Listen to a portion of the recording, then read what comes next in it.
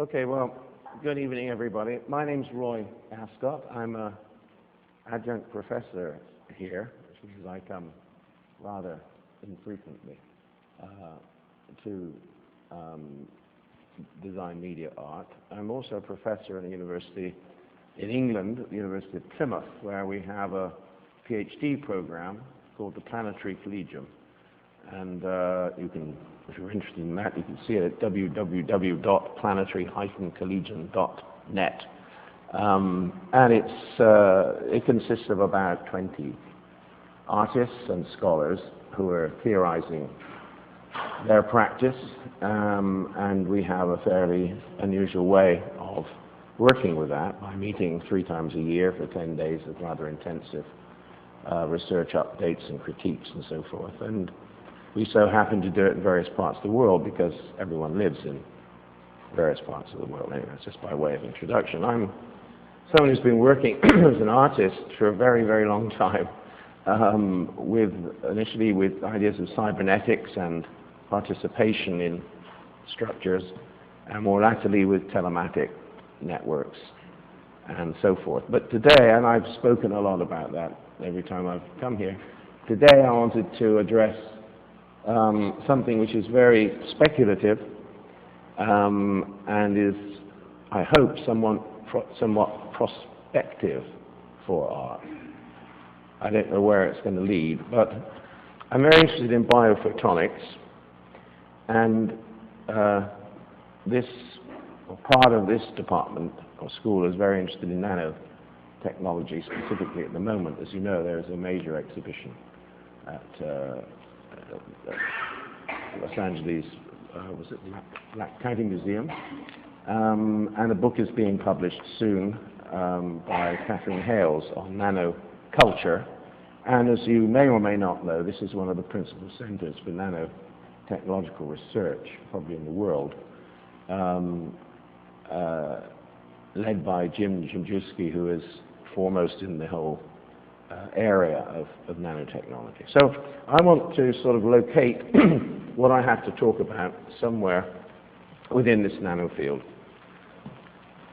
So nano, and you'll have to excuse me because in this wonderful Los Angeles weather I've managed to get a cold, which I never get in the chill of England, but I managed to get it here anyway. So I hope I last out.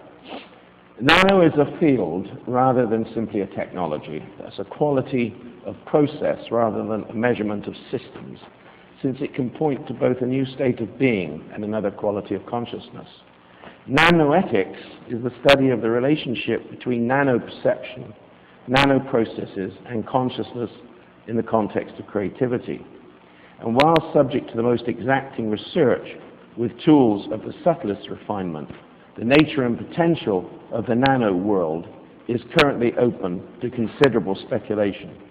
From the cultural point of view, there seem to be 3 principal pathways of investigation into nanotechnology. The first is well established and has been very early to implant its claims and metaphors in the public's mind.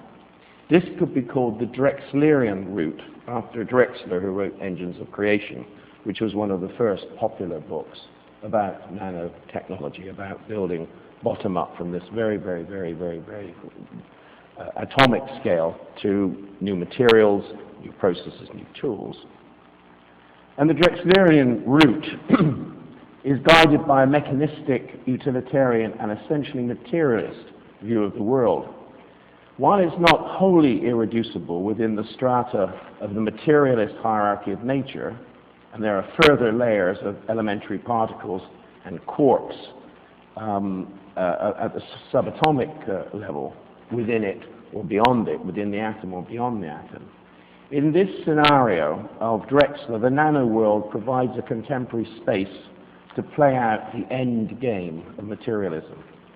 And as such, as far as I'm concerned, nothing more about it needs to be said beyond contributing to an endless speculation on the future of goods and services, profit and performance, and contributing to the chatter of shopping culture, which pretty much defines living in the emergent ethos of the early 21st century.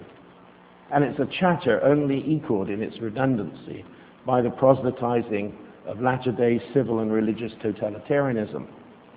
In that discourse, this materialist discourse around the nano, more is beautiful rather than small is beautiful. Nano is seen simply as the fast track to providing materials and methodologies in the production of abundance.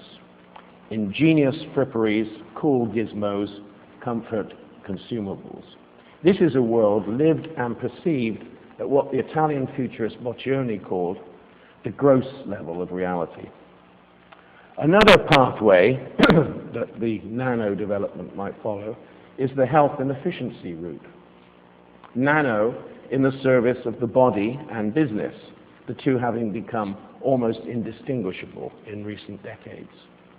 Nanobots, it's proposed, will serve biological systems, distributing medical largesse to all parts of the failing organism.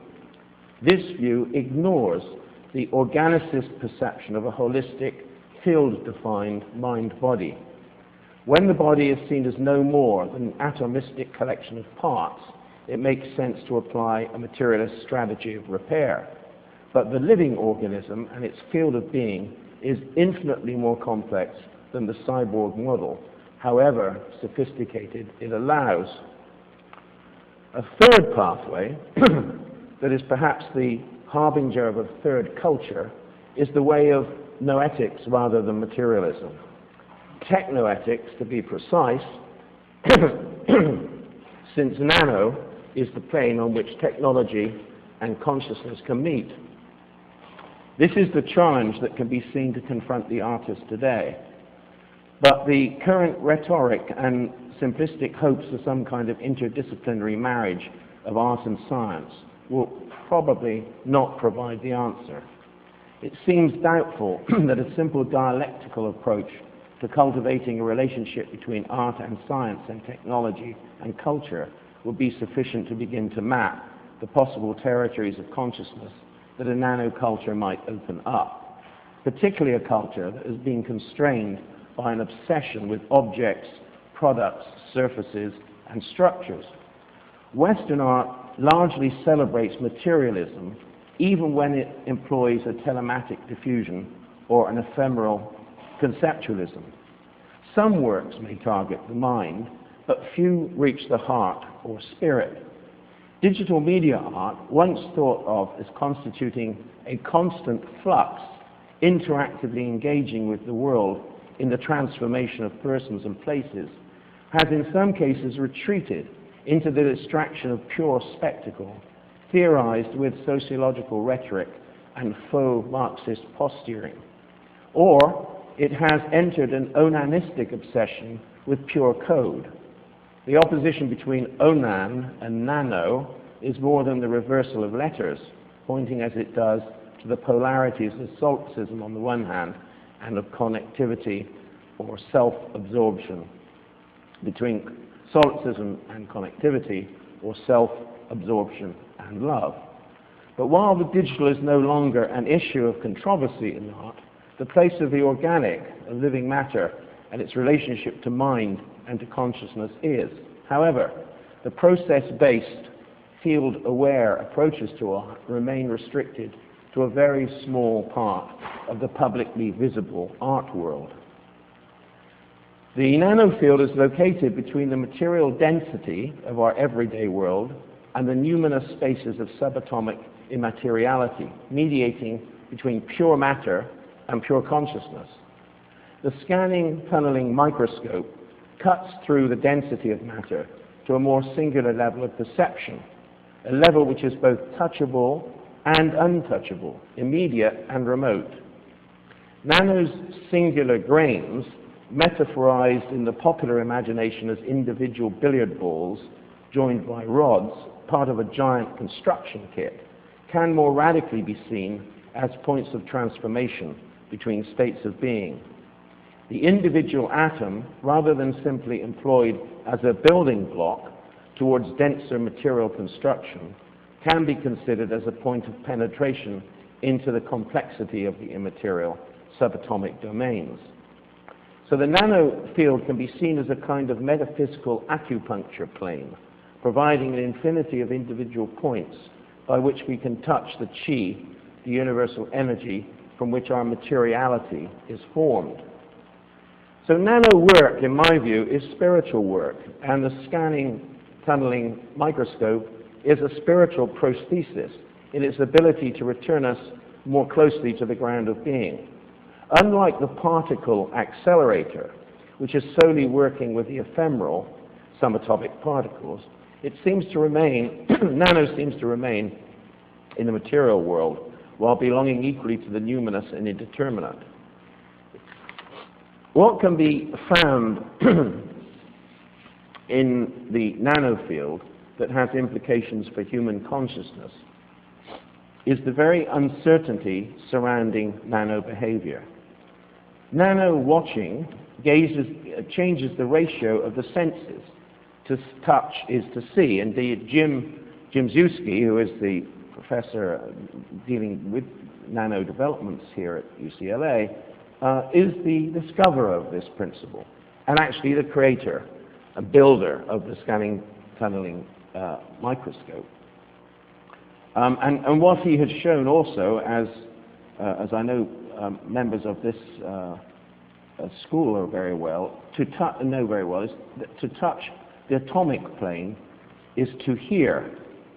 And those sounds may signal distress as much as harmony. So those of you not familiar, which I can not imagine would be the case since you have this wonderful exhibition on your doorstep of Nano.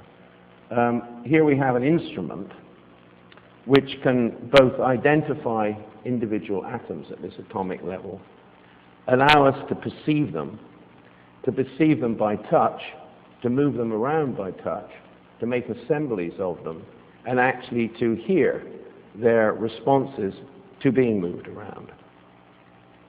So, as far as art might be concerned, another kind of dimension is opened up of touching and hearing in a way which is quite new in terms of the materials that we use as artists.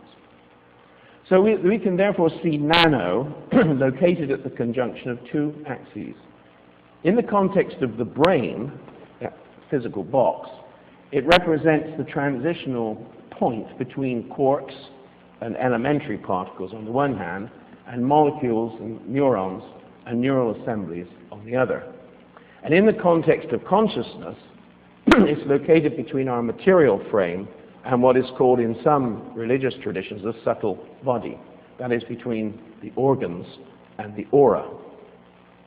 Now it's towards the aura and the function of light in living processes that this paper is concerned, looking through the prism of what's known as bio-photonics, which I shall describe, of course, with the eye both of the biophysicist and the mystic, considering how an understanding of biophotons might contribute to a new prospectus for art. The paper attempts to sketch out the importance of biophotonic research for developments in art, says I believe that the parallelism between the body's internal information, the network of light, and the external environment of telematic communication offers considerable room for conceptual creativity. The orchestration of light in a pervasive harmony is equally the potential for wholeness of mixed reality technologies, whereby the artist and scientist might join in extending the principles of human biofields into new domains of experience. It's here, in the illumination of biologically effective fields, that art could become more visibly proximate to healing. It is clear to me that research in biophysics, not least in the area of biophotonics and that of electromagnetic fields, will play a significant part in the evolution of what I call moist media. I see moist media as becoming the substrate of 21st century art, embracing crossovers between telematics, neuroscience, molecular biology, quantum physics, and nano-engineering in the work of artists, designers, performers, and architects.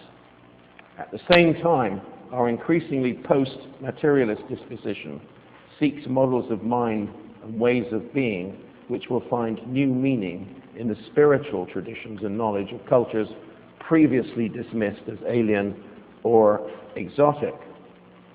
So as multimedia gives way to moist media, interactive art will take on increasingly more psychoactive complexion.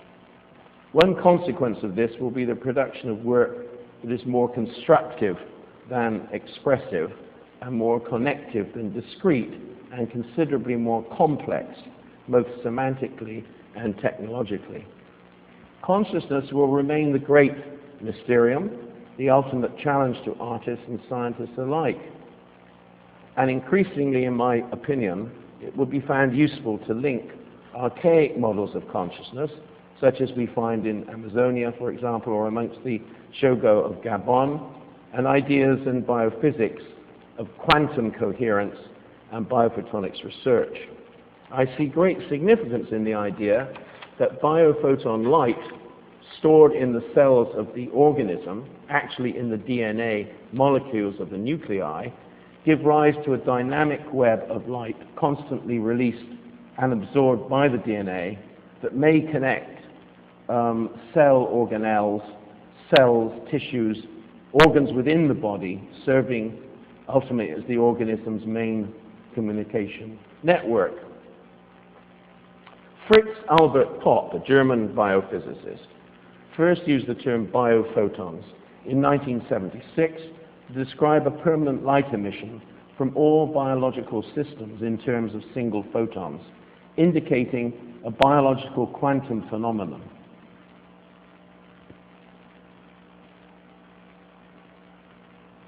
I had the opportunity to visit his laboratory at the International Institute of Biophysics in Neuss, Germany last summer, and to participate in a workshop that provided theoretical and hands-on experience of working in the biophotonic field. All living systems emit biophotons, both those absorbed initially from the sun and those emitted spontaneously from molecules. And the word field here is very much the appropriate term to use, since Popp is a principal contributor to the developments of field theory in biological science. Building on the ideas of the Russian biologist Alexander Gorovich, who introduced the concept of the morphogenetic field and mitogenetic radiation, Popp argues that every change in the biological or physiological state of a living system is reflected by a corresponding change of biophoton emission. And this may be indicative, he argues, of a hitherto overlooked information channel within the living system. So biophotons may trigger chemical reactivity in cells, growth control, differentiation, and intercellular communication, as well as being responsible for biological rhythms. So the discovery of spontaneous biophoton emission also lends scientific support to some unconventional methods of healing based on ideas about the body's self-regulation, such as various somatic therapies, homeopathy, and acupuncture. In this context, it can be suggested that the chi energy flowing in our body's energy channels, the meridians, may be related to node lines of the organism's biophoton field. These two things may amount to the same pathways. One workshop participant at Neuss gave evidence of consistent patterns of biophoton emissions at the meridian points, at these very points where the acupuncturist will put the needle. At those points, biophoton emission is greatly increased. The prana of Indian yoga physiology may be a similar regulating energy force that has a basis in weak, coherent electromagnetic biofields.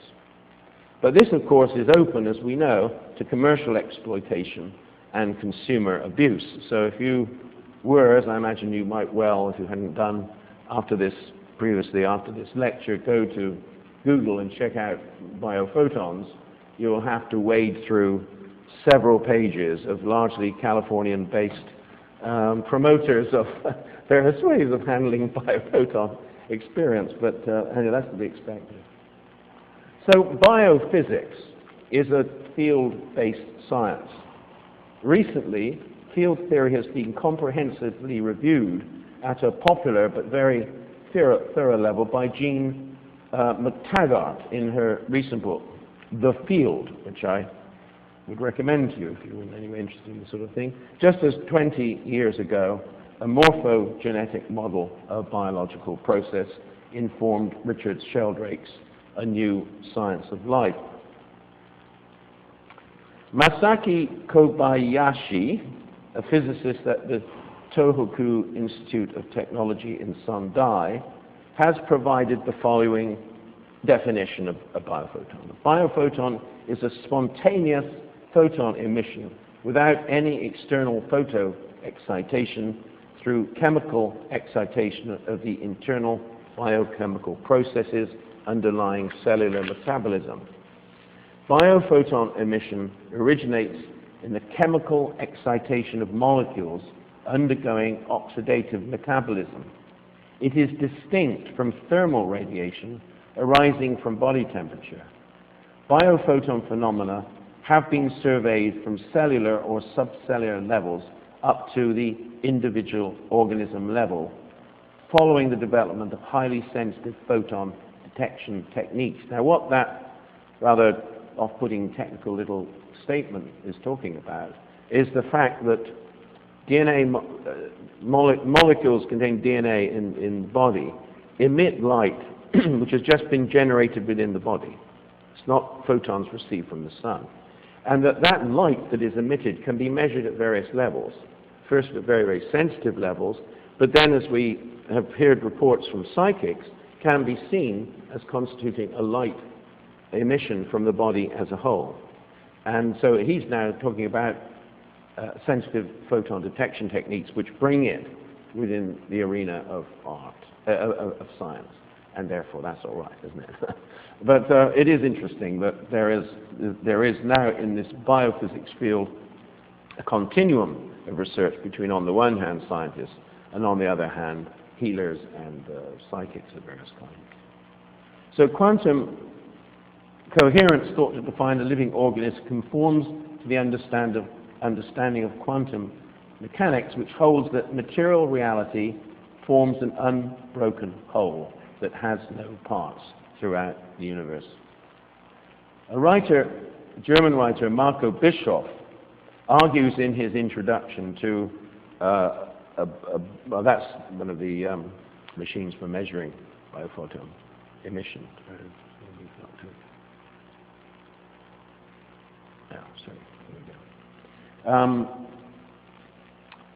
In his introduction to this book, which again I recommend you look up in the library sometime if you're interested,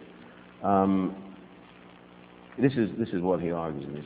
These holistic properties of reality are precisely defined mathematically by the Einstein-Podolsky-Rosen, known as the EPR correlations. In quantum mechanics, it's never possible to describe the whole by the description of parts and their interrelations. This holistic view of quantum theory, although the phenomena on which it is based are not yet completely understood theoretically, cannot be rejected anymore, he says, because the strange EPR quantum correlations of non-interacting and spatially separated systems have been amply demonstrated in many experiments, and he quotes the people who've done it. That's to say that there is proof, scientific proof, demonstrated and repeatable proof, that there can be communication between atoms which are distributed at great distance, and that communication can be faster than the speed of light, that a change in one can be measured in the change of another without going into that. But there is an interrelatedness which is just characteristic of the entire universe, and that connectivity between parts is not related to the sort of communication between physical elements that we recognize, where we see with Einstein's insight that that information cannot pass faster than the speed of light, and matter cannot travel faster than the speed of light without expanding infinitely and therefore becoming something else. So, therefore, the worldview of classical physics, atomism, and mechanistic reductionism cannot anymore serve as the basis of our worldview or of biophysics. Quantum mechanics has established the primacy of the inseparable whole. For this reason, the basis of the new biophysics must be the insight into the fundamental interconnectedness within the organism, as well as between organisms, and that of the organism with the environment. The new biophysics, therefore, will be an integral, holistic biophysics. Now, as an aside, they may be drawing their own conclusions. It's quite interesting, though that's not the purpose of this lecture, to think about the way that art has moved over the last 100 years. In the West, there's been an obsession with objects, with territory, with marking out claims to ownership, not just of land, but of property. And that's been reflected in two ways in art. One is an absolute obsession with the object, and a trading in objects, and a resolving of experience and perceptions and feelings and ideas into objects. The objet d'art is a term that we're very familiar from French 19th century culture. And equally, of course, the use of perspective to fix objects in space was something which was characteristic of Western art. So perspective was a construction which allowed the artist to control the world as a series of objects. And classical physics took the same view, that all there is all this material stuff that's around us, and we've got to find out what it consists in and how it relates and how we push and pull and how energy and so forth affects it. But now we have in quantum physics a view that goes beneath the atom, beneath the building blocks that make up this material world, and say, hey, everything, absolutely everything is interconnected in a very surprising way, that a change here can be registered there immediately. I would go on about that, but that would be getting into another lecture. But the fact that we now are dealing with distributed realities, distributed mind through telematics, as artists, of course, is another aspect of this change. So there are many contesting definitions of biophysics, and Bischoff advances the view that the new biophysics will be based on quantum theory, not classical mechanics, and also instead of equilibrium thermodynamics, it must now refer to non-equilibrium thermodynamics. Organisms clearly are open systems, far from equilibrium. The life process is one of instability and the vibration that accompanies instability rather than, as we might have thought, equilibrium. Other central concepts and features of new biophysics will be coherence, macroscopic quantum states, long-range interactions that I was talking about, non-linearity, self-organization and self-regulation, communication networks, field models of the universe and of ourselves, interconnectedness, non-locality, and the inclusion of consciousness. That seems to be outcome of this sort of resurgence. And these attributes, of course, chime perfectly with the sensibility and cognitive dispositions that result from our immersion in telematic art practice. When in the fullness of its potential, the canon of interactive art is realized through these principles of connectivity, immersion, interaction, transformation, and emergence. The process that you go through as artists working in digital fields is that first you connect, and you're concerned with the connectivity between machine and the mind and machine and other minds. You're concerned with an immersion in a space, not that stand back and look at it relationship that you had with painting and sculpture in the 19th, 20th century. You're concerned that there can be interaction between the viewer and what is to be observed. And as happens to be the case in quantum physics, the observer actually affects what is, even constructs what is observed by the act of viewing something. By the act of viewing at the quantum level, you actually create a situation. And that transformation is a part of interactive art, of sort of art you engage with in digital systems. Not, of course, just transformation of things on a screen or a structure, but transformations of your own consciousness.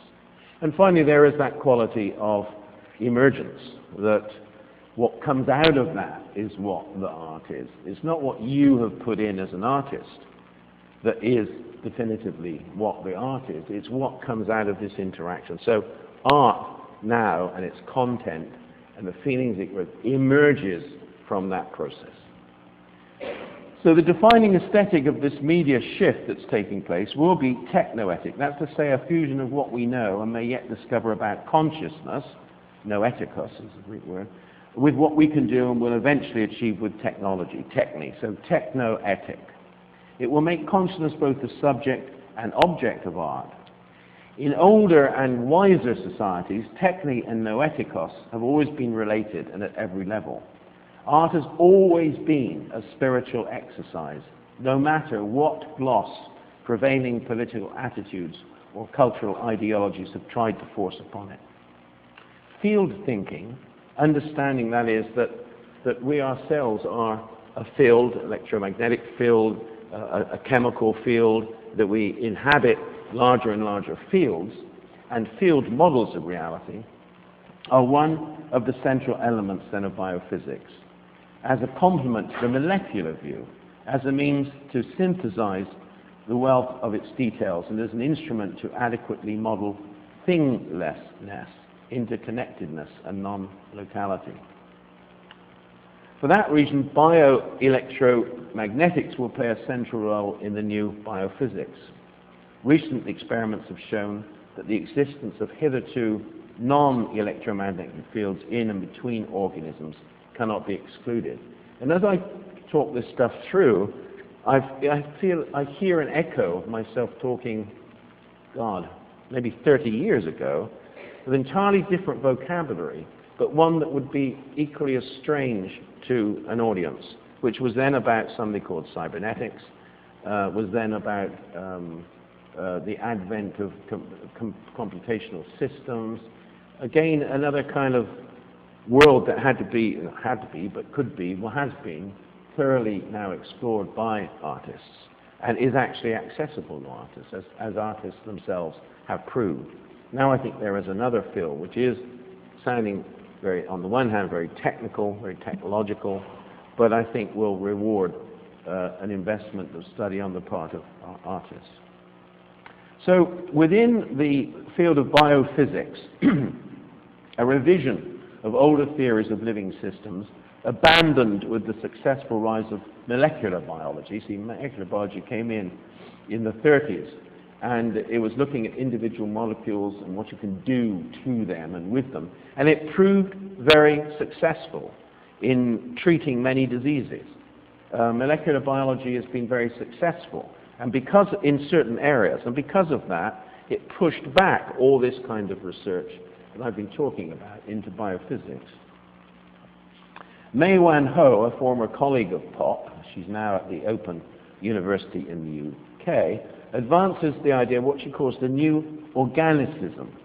She argues that contemporary Western scientific concepts of the organism are leading us beyond quantum theory and offering insights which reaffirm and extend our intuitive and poetic notions of spontaneity and free will. Freeing itself from the laws of physics, from mechanical determinism and mechanistic control, the organism becomes a sentient, coherent being that is free from moment to moment to explore and create its possible futures. The traditional opposition between mechanists and vitalists was already dissolving when Newtonian physics gave way to quantum theory at the very small scales of elementary particles and to general relativity at the larger scales of planetary motion. The static, deterministic universe of absolute space and time that we have worked with for 3 centuries at least, is replaced by a multitude of contingent observer-dependent space-time frames. Instead of mechanical objects with simple locations in space and time, one finds delocalized, mutually entangled quantum entities that carry their histories with them like evolving organisms. So the relevance of quantum indeterminacy of elementary particles for biological systems, especially human systems, was explored by Heisenberg, who postulated that there are 2 places in the human system where the quantum indeterminacy of a single particle can have a profound influence. What he means by that is the behavior of individual particles at the subatomic level cannot be predicted. They don't behave in the way that atoms behave. They don't behave in the way that objects at this level of reality behave. Cause and effect, the linearity of time, none of these things apply. And it's impossible to determine the actual behavior of an individual particle. The best you can do is to get a kind of statistical guess at what sorts of behaviors might take place. So this is known as quantum indeterminacy. And the first important effect is that of mutation in the genetic code. The second is the alteration of the behavior of neurons during human thought processes. I mean, just as an aside, it's worth, I think, me mentioning that in conversations I've had with Jim Jimjewski, just over the few days I've been here, about his, or gaining his view of genetics. The genetic theory at the moment is wholly inadequate. Okay, we've mapped all the genome. We can't do anything with it. We're not able, still don't understand how genetic processes work, even though we can name the parts. And it might well be that the same problem applies in genetics as has applied in classical physics in other ways. There's an assumption that if you name the parts, you've got a machine that you're dealing with, and therefore you could make the machine work. And you put different cogs in, it'll work in different ways. But it ain't proving to be the case.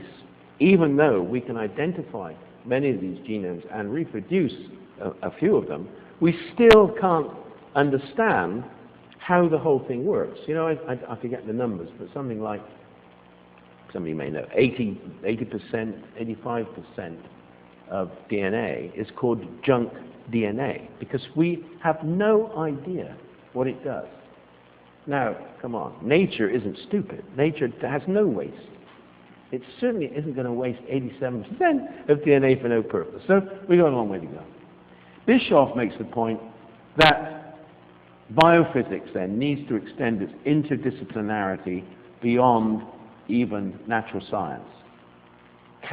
Consciousness and art cannot be excluded anymore from biophysics, although the difficulties of such an extension should not be underestimated. So what we're looking for here is not some pious call. You know, the galleries, I'll tell you, in London, which is where I'm more familiar, and well, it would be the case in New York with art, sign, or so on.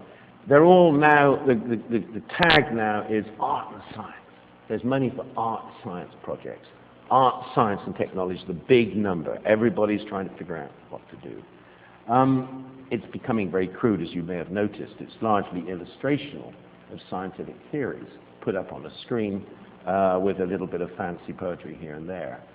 But here we're looking at another kind of demand, another kind of call, which says, look, biophysics is not enough as it stands. It needs to reach out to other disciplines and to look at experience at phenomena in different ways.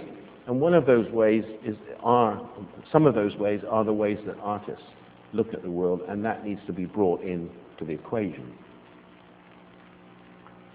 And he's arguing that there's enough evidence around now to show that consciousness is a causal factor in biology and not just an inconsequential epiphenomenon.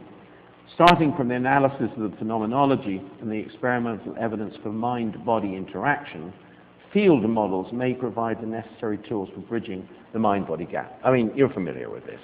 You know, a stomachache ain't just a stomachache. It probably isn't just organic. It is probably your body finding the best organ within your body to cry, help me, or I don't want to, or I don't know, or something. The body finds its ways to speak through organs to itself, to us. And that somatic kind of understanding is not just a way of interpreting what an illness might be within the body or its cause, but actually recognizes that the consciousness is is part of the whole process. It's not one instructing the other. Globalization at the planetary level and entanglement, that is where an atom here changes the behavior of an atom there, even though they're like a million miles apart. Entanglement at the quantum level means not only are we all connected, but that our ideas, our institutions, even our identities are constantly in flux. Consistent with this, moist media bridge the artificial and natural domains, transforming the relationship between consciousness and the material world. To assist in the embodiment of this connectivity of mind is part of the artist's task, in my view, and to navigate the fields of consciousness that new material systems will generate is part of art's prospectus. So at the material level, what mixed reality technology, and I take it you're all familiar, particularly since Rebecca Allen is part of the faculty, you're all familiar with mixed reality technology. It is that technology which allows a constructed and artificial world containing agents which have been constructed but which represent human entities somewhere in the world, telematically connected, can not just be entered into by the viewer, but can be laid upon the real environment which a viewer is in. So you can move through a space which is at the same time this physical space and some other physical space which has been mapped onto it, into it, and you can meet there with, quote, artificial entities who are actually agents, representative of real people who may be located, 1,000 miles away. So that mixed reality technology provides us with another skin, another layer of energy to the body, and that's adding complexity to this human field. But instead of populating mixed reality space with virtual objects, we'd be more integrative if we considered it as a medium for the creation of fields, or as we would say, as an extension of the biofield itself. Just as the relationships between biophotonics and psychic states is under examination, so too might virtual space be seen as a generator of altered consciousness. Just as DNA is the main source of biophoton activity, so might mixed reality be the field in which new possibilities of living systems might be rehearsed, and from which a cyber morphology might emerge. At a gross level, a mixed reality environment can be seen as the accelerator or radiator of the biophotonic transmission of knowledge. Since a photon, this unit of light, since a photon is a signal of a quantum nature, it therefore emanates from a quantum system. The whole body must be considered in a state of quantum coherence, with each molecule interacting with each other within a field. And just as a field has a regulatory effect on molecules, so molecules give boundary limits to the field. I hope that is clear what we're talking about. But first of all, molecules are emitting light. It's like a kind of network of light. One example of this is with a tumor. If there's a tumor in the body, and that body is passed through a bio-photonic scanner, there will be a tremendous emission of light from that cancerous cell. Almost as if the cell is signaling to the body, is saying, hey guys, something really bad here. It's like a fire is breaking out, it needs some attention. That's a simplistic view. There's much more complex. Every molecule is talking to every other molecule. Every organ is talking to every organ. And it may be, as a kind of parallel alternative to genetic coding, that is how the body remains whole. How does it know where nutrients should go, where things should be deposited, how cells should grow, what becomes of how stem cells move in this direction or that direction as liver or heart and so on. there's an equally plausible and certainly to be examined idea that it's the bio-photonic emission which is forming the whole. But that means that photons are quantum material. They're not, they don't obey the rules of little atoms. Quantum photons can immediately inform other molecules within the body, like faster than light. So you have this idea that a living system then is one in which all this communication is coherent. But given that, what happens when a mixed reality environment extends the boundary that limits the field of molecules within a body? When mixed reality environments extend this boundary and redefine the field, mixed reality, I would suggest, becomes entangled with the states of quantum coherence. In telematic virtuality, networked reality suggests the emergence of universal connectivity and non-linear relationships existing beyond the classical constraints of space and time. Biophotons orchestrate the quantum coherence of the living being and may lead us to ideas in some pixel-particle exchange of establishing the quantum coherence of virtual states. The concept of coherence describes the wholeness of the organism, which if we follow, for example, Andy Clark's concept of the human organism as inclusive of its technological extensions, this should embrace the whole as a unified sentient field. Andy Clark takes the view that your Palm Pilot or your Blueberry or whatever it's called here, your Trio or whatever it is you have, is not, it's an integral part of you. You function with it. And of course, Andy Clark goes on to suggest that in time, we will internalize all these processes within the body, because that will be a more efficient way of us being telematically connected and so on.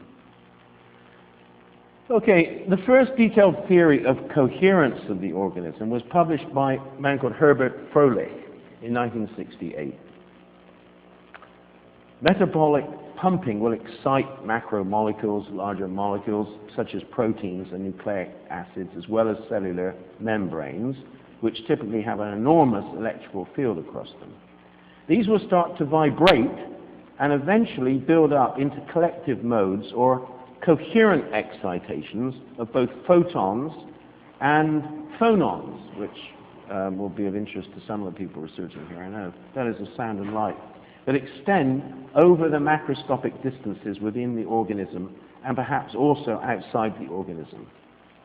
The coherent organism is a quantum superposition of activities organized according to their characteristic spacetimes, each itself coherent so that it can couple coherently to the rest.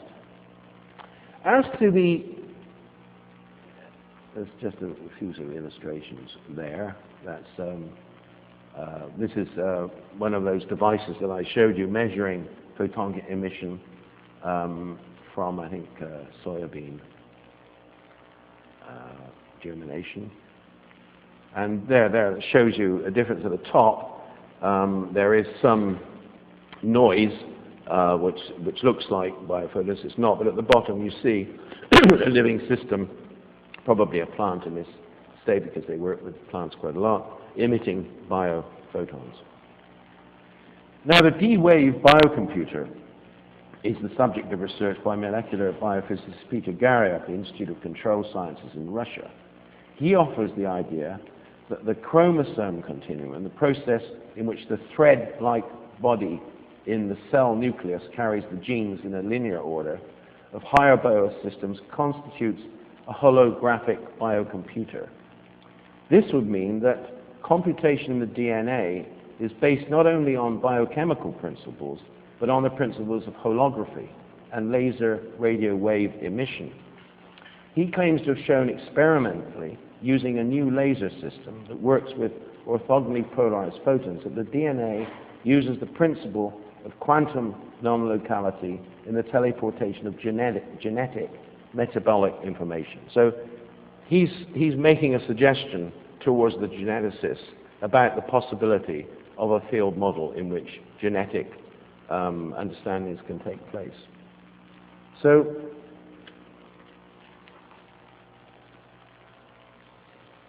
it's within the insertion into art practice of additional technology that I foresee another new, not new to some of you in this audience, but to others I know, a very ancient technology, and that is a plant technology of the psychoactive plant. A sort of cyber-botany may arise around the instrumentality of such plants as the shamanic liana, ayahuasca, Banisteriopsis caapi, the vine of the soul, as it's called, used in countless communities through Amazonia and further afield. It's my contention that the pharmacological processes of vegetal reality and the computational systems of mixed reality will combine to create a new ontology, just as our notions of outer space and inner space will coalesce into another order of cosmography. So I'm talking about a kind of ontological engineering. And I'm mentioning this because precisely Bischoff has said, look, if we're going to go further with biophysics, we've got to move out of the classical model. And we've got to be prepared to look everywhere for other kind of models of technologies of consciousness, of technologies of whole human systems. And one place we can look is to these very ancient practices. This happens to be practiced in Brazil, but I mean, if we look at Africa, continent of Africa, we will find numerous other kinds of uses of plants in Mexico.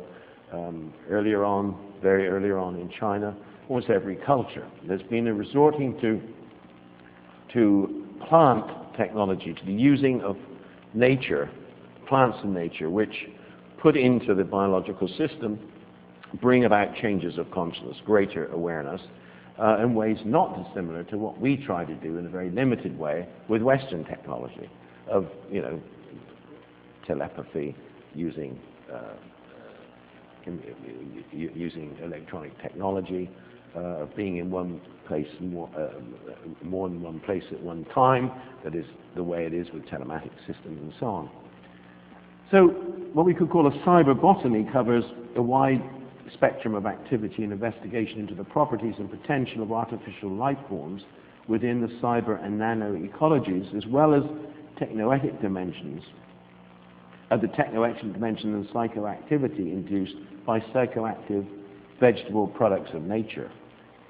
This was first suggested to me by the writings of Jeremy Narby, who speculated that the origin of shamanic visions may be found in the light emitted by the DNA.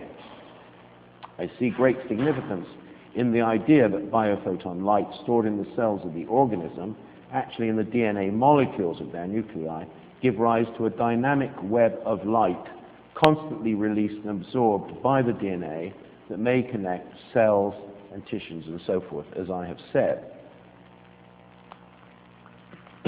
There is much to be gained in both biological sciences and the arts from research that seeks correspondence and collaborations between the technologies of machines and the technologies of plants within what I would call a naturoficial space of these sorts of realities, of the mixed reality. Well, I used to call them the 3 VRs, virtual reality, vegetal reality, and validated reality. Validated reality being the everyday Newtonian reality.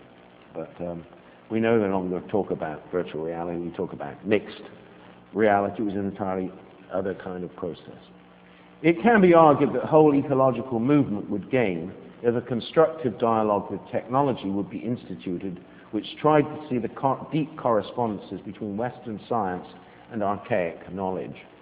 The problem is not with science, but with the rejection of science at its leading edge in favor of the old scientific paradigms. That very paradigm which refuses the spiritual implications of quantum physics, for example, or the very intelligence of plants, so to speak, and that biophysics might reveal, or indeed the bio-photonic matrix that may embrace all living systems of the planet. Now these diagrams here come from Narby's book, where he tries to say that, hey, look, DNA, as far as we we have a working model of DNA, which is the double helix.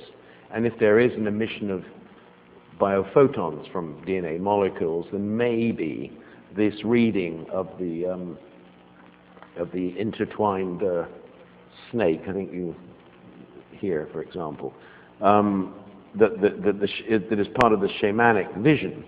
And he makes the point that in almost every culture without exception, the earliest sort of metaphors for life and wisdom have been two entwined snakes or a double-headed snake or something like that. I mean, it's I'm not sure it's open to a great deal of investigation, but it's an interesting concept, and it is certainly seems to be the case that shamanic visions access databases of knowledge which may be embedded in the DNA, which they may be embedded in a matrix across the earth in nature. Remember, photons are quantum material. Photons don't behave like objects in the Newtonian world, in our everyday world. And there is this entanglement of photons, this non-locality of photons. So it could well be the case that the use of certain kinds of drugs, certain kinds of plants, enables the mind to read biophotonic material, not just within the body, not just within the immediate environment, but to put it in touch with a whole matrix of information, which is nature itself. And curiously, it is quantum physics which might enable us to understand that in the way that we are constrained to understand things, which is scientific and so on and so forth. So as new science emerges, as with biophysics and our knowledge of the function of light as information and the forming potential of fields, so too could art develop, especially beyond the digital, virtual, and telematic domains, towards the realization of new possibilities for living and learning in the new biotechnological realities, weaving our realities within the universal network of light. In our new understanding of the world and ourselves, what once classically was seen as coherent is now seen as an illusion, rather as if we'd acquired access to behind the scenes of Duchamp's old wooden door in the Philadelphia Museum, where you could only squint at the reality through a hole in the door. We get back behind the door. We can see how that reality is being constructed. Metaphorically, you could say we're moving from those darkened chambers of early digital art out into the biophotonic light, providing a new field in which we can address Schrödinger, the physicist's eternal question, and the title of his very, very famous book, What is Life? In so doing, we may, as artists, begin to provide a bridge between the biophotonic information networks of our bodies with the telecommunication networks of our technological world. That's where I see a possibility for the artist to be instrumental. What this would mean, I have no idea, but to make a bridge between that network of light, which is photonic and informational, and that network of information, which is electronic and telematic in the world, seems to me a space in which art could, that art might occupy. Because where there is light, there can be peace and love, and our quest then, as I see it, is to illuminate what I call the telematic embrace through a kind of triangulation of connectivity, syncretism, and field theory. What do I mean by these things? Well, I think if we can put together the ideas that are implicit in the work that many of us are involved in with digital systems and communication systems are of connectivity, and talk about cultural coherence out of that connectivity, together with a spiritual coherence, would come out of syncretism. Syncretism, is where often quite different spiritual views, ideas of what constitutes life, what constitutes the cosmos and so on, how they can not just simply coexist, but can be forged into a larger understanding, a larger picture. Along with the field theory, which is advocated by Bischoff and others in this paper that I've been reading to you, that seeks a quantum coherence. Somewhere in that kind of space, I think we might find ourselves over the next 30 or 40 years relocated as artists, just as within what became a digital space was where we relocated, many of us relocated ourselves over the last 30 years. So the nano field then may be the ground on which our re-engagement with holism, social harmony, and planetary integrity can be built. It's an engagement in which technology will certainly have a place, but it will need to be techno-ethic rather than techno-centered. It will have to be imaginative and creative rather than exploitative and profit-led. The place of the artist is yet to be established in this necessary process. And to end, I just point out a few books that I've been publishing.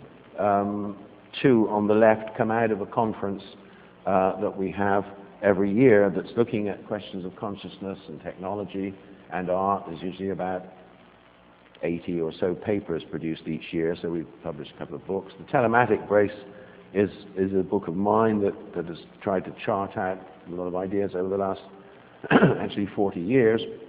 And I show the one at the bottom right just to tell friends from those countries that a lot of these of my writings are translated in Korean in one book and in Japanese in another book, and the one at the top right is just another paper.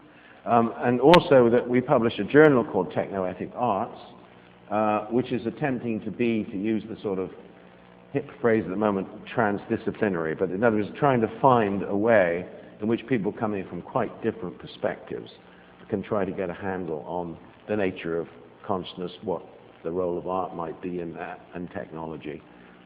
There is a brilliant, two now brilliant articles in there that I won't embarrass everyone by pointing out to. But we have a number of first-rate articles moving right across the spectrum of technology, mixed realities, through to ideas of ecological ideas, spiritual ideas, and so forth. And across that spectrum, we hope that a new kind of language will emerge, a new set of perspectives might emerge. And I imagine this journal is actually in the university library. Is that so? You know? I don't know. But anyway, it's something that you might want to look at, and we're certainly interested in receiving papers for. This is some of the conferences that we've had in the past, just to advertise them. Well, not advertise, but just show the kinds of places. This one was in Perth last, and before that it's been in Wales. The next one is in Beijing, and we are always, well, up until the middle of this month, but actually we will extend the deadline a little bit, interested to receive papers that might be presented in that conference, looking at qi and complexity, again looking at this fundamental energy which forms the world, and ideas on the, so what you might call Eastern metaphysical ideas, if you like.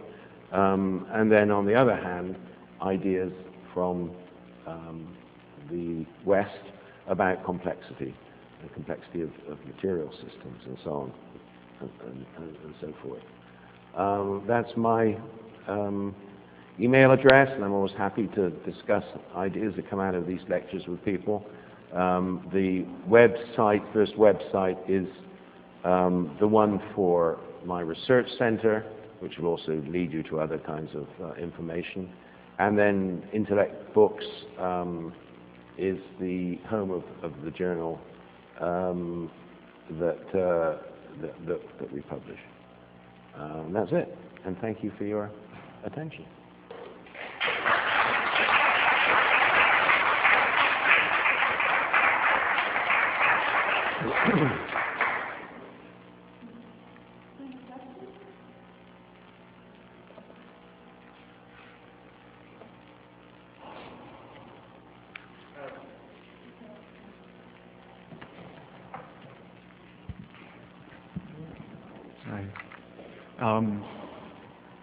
I guess It's sort of an aside, but I'd never heard of bio-photons before, but I had done some reading about bio-semiotics.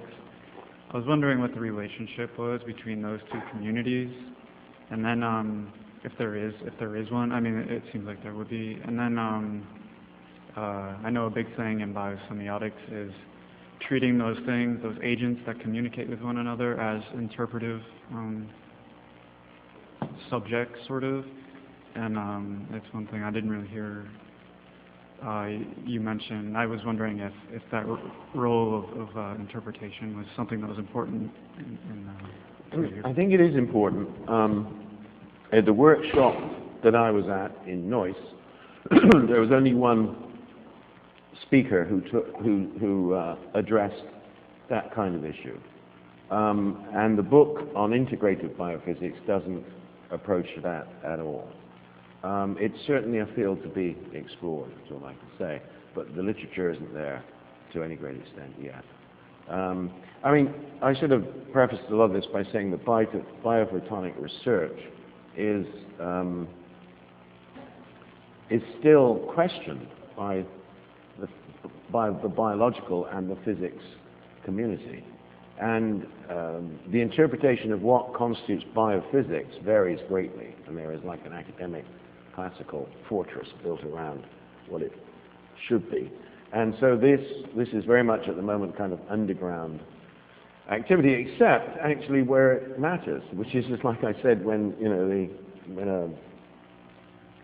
a tumor is growing in a body, it's precisely the techniques of biophotonic research that identifies it.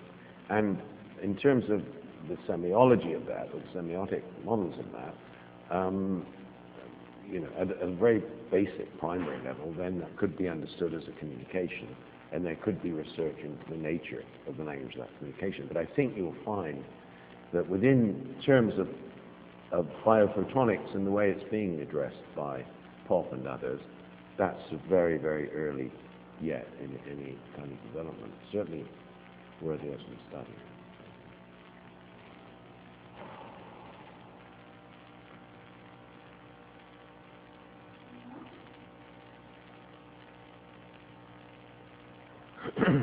Okay, I'm ready to get something.